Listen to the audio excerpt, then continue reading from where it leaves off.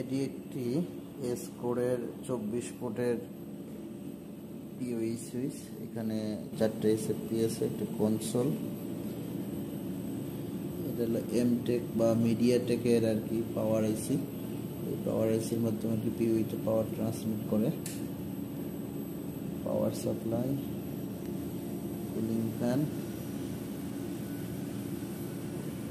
এখানে একটা ম্যাজিক দেখবেন যে এখানে এলইডিগুলো কোথায় ব্লিঙ্ক বা অ্যাক্টিভিটি যে এলইডিগুলো, সেখান থেকে এখানে এটা দেখেন মানে পাইপের মতো আছে, কথা যেটা আমরা ফাইবার পাইপ যে অপটিক্যাল কেবলগুলোর মতো দেখেন, ওইখান থেকে এসে সে এখানে আউটপুট দিবে।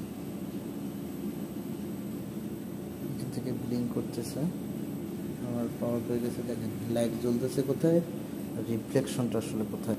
এই সুইচটা মূলত 400 ওয়াট পর্যন্ত পিওই আউটপুট দিতে